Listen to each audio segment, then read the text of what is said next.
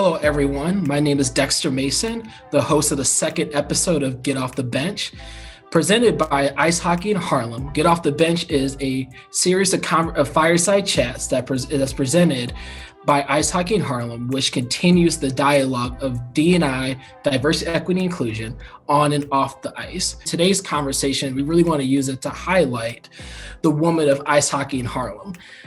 This program has, not just impacted boys, but also, young girls and young women in this program. So I will pause there as a host, but I'd love that for each person here today. Thank you all for coming to this conversation. Welcome.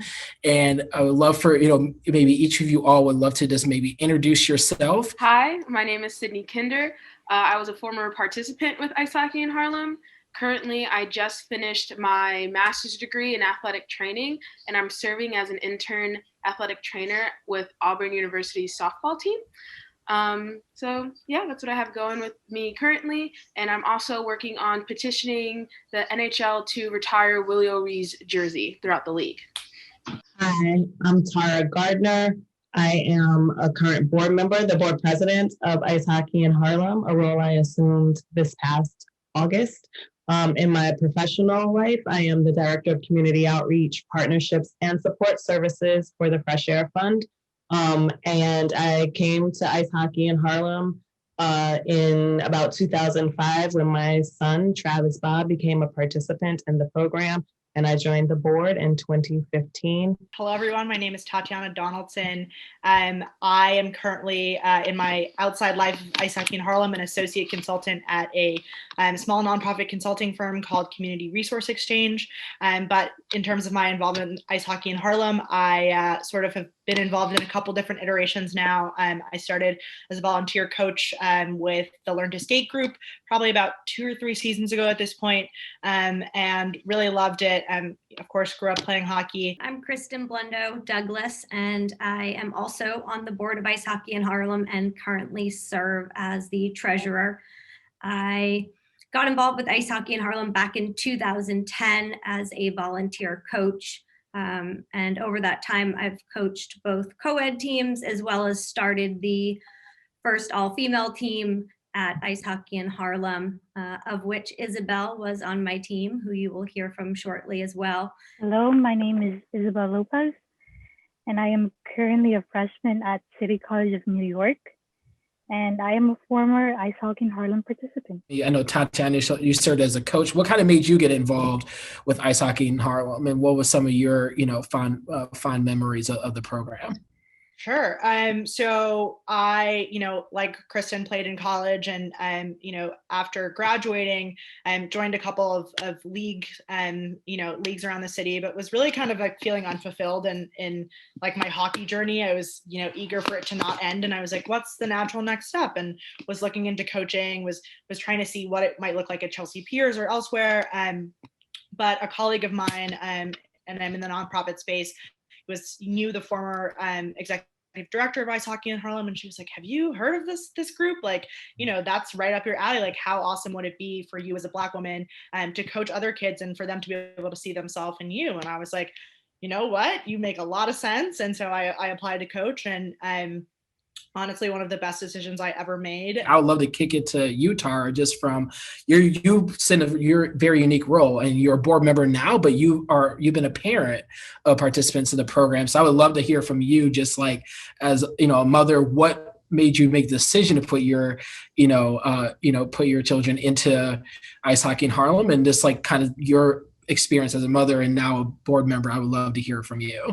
The catalyst from me becoming involved in the organization was, again, my son and this non-traditional sporting opportunity that he was eager to get involved with. And hockey actually was the sport. Like, he's athletic. He does basketball and soccer and a host of other sports, but hockey was the carrot for him to do better academically in school, to do something that none of his other friends were doing. It was the opportunity for him to be engaged in a unique sport. And, it doesn't go without saying that hockey is not an inexpensive sport. And so the fact that it was provided free of charge to him and to all the families who participate was really, really incredible, and a testament to the commitment of the organization. I kind of want to kick it back, to Sydney and Kristin, just from where you both have said you served as coaches, I know Kristin being on the board now. I'd love to hear just a little bit about, from your perspective and experience with the program, what some impact have you seen, whether it's you individually serving in, as a coach or other capacities, or just maybe an anecdote or two about maybe a participant and some of the positive impact Ice Hockey in Harlem's had on them. I can say as a participant in Ice Hockey in Harlem, it made hockey fun. It was something definitely new within the community, something different that kind of gave me a unique outlook or a unique descriptor when I was talking about myself.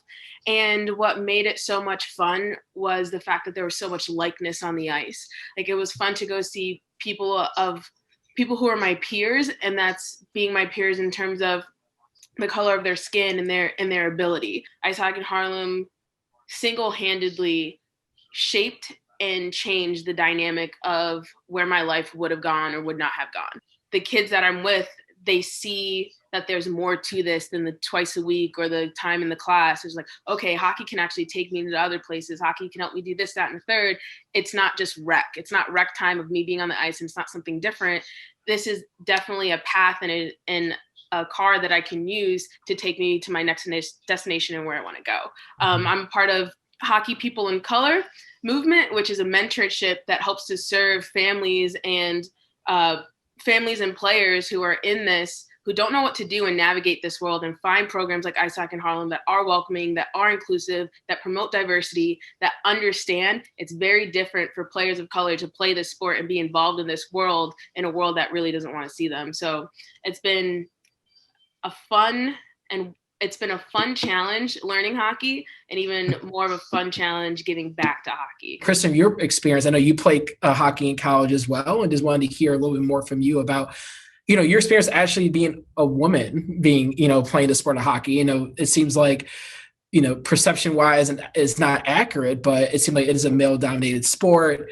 And so I just want to hear from you, just what was your experience, playing hockey, wondering if there were mentors in your journey that help you kind of keep playing and keep continue with the sport, and maybe, as a result, it's kind of giving you a position to give back what you're doing right now. I mean, I think when I was growing up, I was really part of the era where hockey was really starting to evolve for females.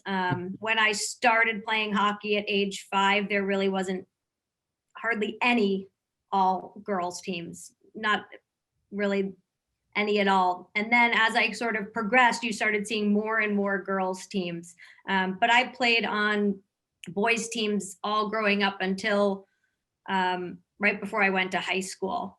And, I was almost often all the time the only girl on the team, and you always get out on the ice and you're looking like, is there any other ponytails on the other team? Like what's going on? Like oh no, I'm still the only one. So, I think there's sort of biases that exist all across the sport. How do you cultivate that culture, that environment to increase retention? I think obviously getting that engagement, getting folks, getting women or young girls to participate is one thing, but how do you, nurture that? Really just want to echo a lot of what Kristin said about showing up as a woman and the growth of women playing the sport of hockey. And I think, we still definitely have a long way to go in terms of how we nurture women for the sport and how we build them up. I think as an organization, I certainly feel that we have a responsibility to not only nurture, players of color, but women of color, especially on the ice. I think for me, when I think about retention and nurturing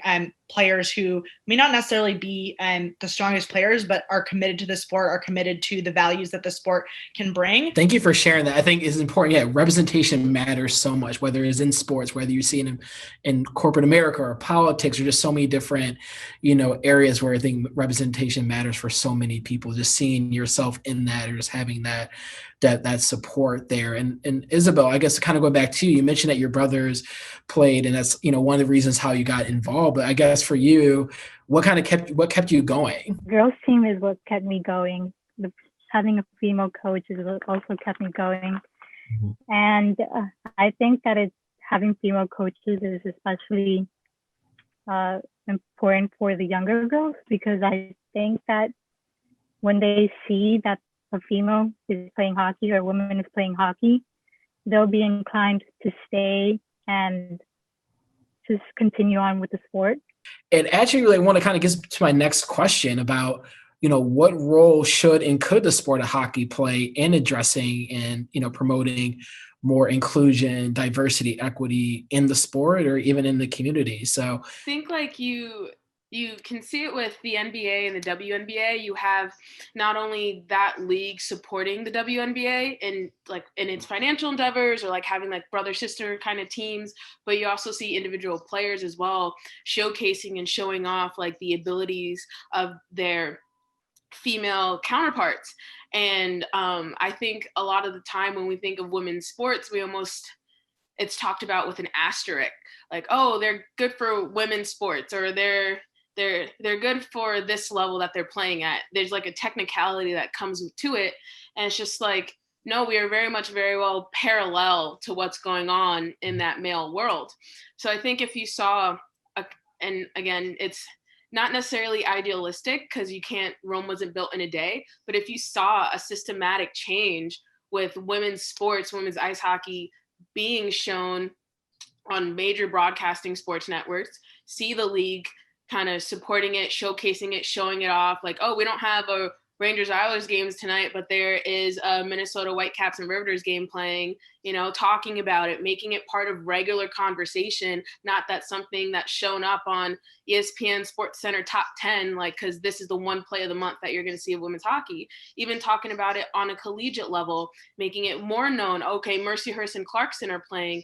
This is still today a white male dominated sport. However, the interest and the inclusion at the grassroots levels is not white male dominated. It's very diverse. It's very inclusive between sexualities, genders, and races. Then you need to have you need to have administrators and coaching staff that reflect the dynamic and the change that's happening on the ice. And when you have like this old guard that is so used to and so regimented to a white male dominated sport of hockey, that's when you're going to have the lack of retention, right? I don't want to play for a guy who's not going to understand that my ability isn't, oh, you're good for a woman, you're good for a Black girl. Like it's not fun for me in that regard. Like there's a level of empathy and understanding that comes with a very diverse coaching staff, a very diverse administration, and making it more normalized. Right, women's sports are happening, women's sports are here. It's not this nuanced thing. Understanding that it's there, it's present, and it's been here can then bring more support to it financially and with more like fans and visitors and participators, right? Just talking about it, making it part of the conversation, because it almost feels like we're pulling teeth just to start the conversation that should have been had. If we just talk about women's sports, if we just talk about how real women's ice hockey it is and how it's growing and how it's this thing, and you have girls that want to play in the league, boom. Like that's one problem solved, and that one problem has such a chain reaction to how it's then going to change everything. No one can do it better or say it better than Sydney just did. But what I would add is, from a parent perspective, from a funder perspective, like bring your girls, fund programming, right? Give them an opportunity. We don't know, part of, being Black and brown and other people of color is that you don't know what you can be until you see other people doing it, until you have the opportunity to do it, right? Hockey, there are very few opportunities to play hockey in New York City to start. There are,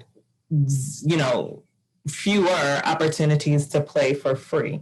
This is not like I said earlier, this is not an inexpensive sport. It's easy to go grab a basketball and you can play an imaginary hoop anywhere. You have to have skates. You have to have access to ice time. You have to have pads. You have to have a helmet. When you're a peewee, you have to have someone bringing you to the ice at 6 o'clock in the morning because that's your ice time. It's not an easy sport to play. It's not an easy sport to have access to. And I am proud to be part of an organization that's, providing that opportunity for children from Harlem.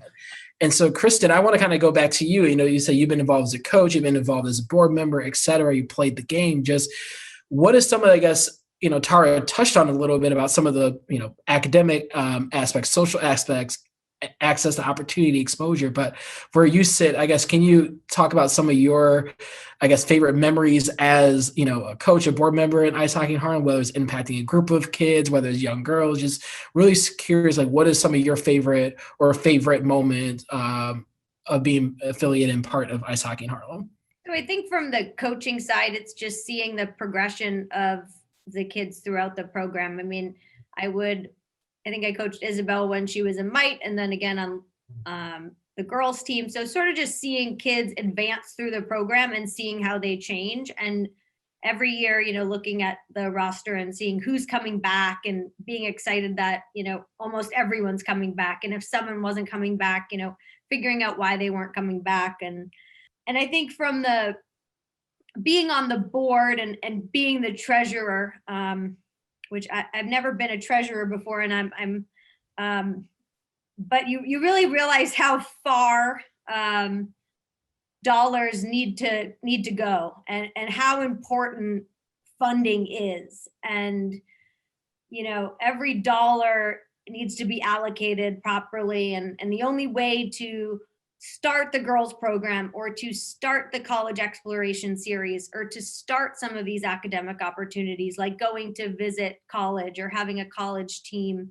come coach on the ice. I mean, everything costs money, and you really see how far those dollars can go. But in order to do all those extra activities and continue to grow the program, you really need that capital. And like Tara said, and this is, there's no cost to the child for doing this program. And sharing that, and I guess a quick follow-up question for you, Isabel, one more time, just really, you are now your first semester, in college, and I know you just, graduate from the program in June. I know that this year has been so, topsy-turvy in so many different ways, but for you, do you feel like being in the program helped you prepare to, start college? I say the speaker series was actually really helpful. With the speaker series, there were a lot of different people that talked about their jobs and careers, and I learned a lot from them. And that's where I got one of the ideas of becoming a veterinarian.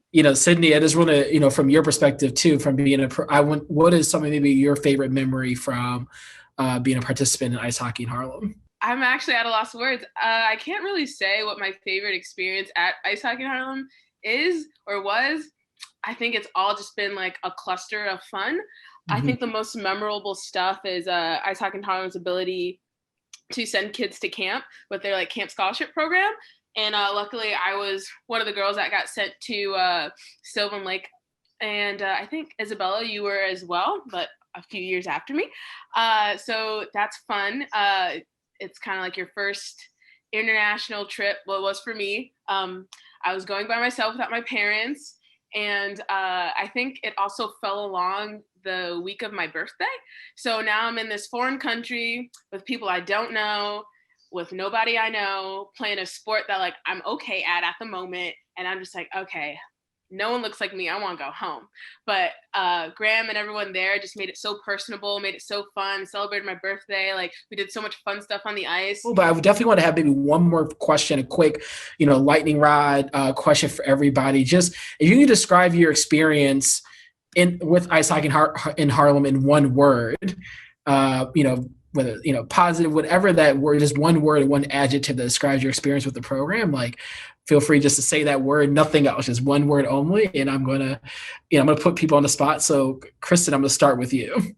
Let me see. There's several that come to mind, but for me, I would say enlightening.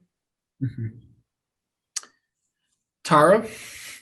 Oh, like Kristin, there are many, many, many that I could choose. But oh my goodness, I'll go with invaluable. Invaluable, enlightening, invaluable. Tatiana? Ooh, I love a word, and there are too many to choose. But I think I will go with Inspiring. Isabel? I say exciting. Exciting, love that. And last but not least, Sydney? Keeping up with the theme of all these vowels that we're using, I'm going to go with essential. I know, right? No one thought of that one. From an outsider's perspective, someone who did not, has never lived in Harlem, who has only ice skated once and who's never played hockey, but from based on all of your conversation today, I would say empowering, just because of the impact of the program, the exposure has, given to participants. And honestly, I just think you all are just empowering women. So I just want to really tie into that. So further ado, definitely to end the conversation, I would love, for Tara, as being the Madam Board Chair of Ice Hockey Harlem, I would love to hear from you, just like for our listeners and viewers, like what can they do to get involved in Ice Hockey in Harlem, how to support, learn more, just really want to, what are some action items you want to give our listeners and viewers from this conversation? So that's a great question. I would say the first step would be visiting our website at www.icehockeyinharlem.org. So there are a couple of ways to get involved. First is that, we have a very limited paid staff. So we rely on the generosity of volunteers, volunteer coaches. We have a couple of volunteer interns supporting us. So volunteerism is critical to our success. I will say, granted, we are in COVID and, so our ICE access and the number of kids we can serve this year is down. So I'm thinking prospectively to 2021, season 2021-22, when we are able to return to full operations, we rely on volunteer coaches like crazy. And then we rely on the generosity of donors and funders to help us run this program. Thank you all for being part of the conversation. Tara, Kristin, Isabel, Tatiana, and Sydney, thank you all so much for what you're doing, still your involvement with Ice Hockey in Harlem, just for, as I mentioned, being amazing, empowering women. And I really appreciate this conversation. So I'm Dexter Mason, the host of the second episode of Get Off the Bench, which we're highlighting the women of ice hockey in Harlem. And as Tara mentioned, please visit www.icehockeyinharlem.org to learn more about the organization and how to support and contribute and contribute the next generation of hockey players, leaders of our country, leaders of our society, leaders of our world from 33 years and beyond. So thank you all for listening.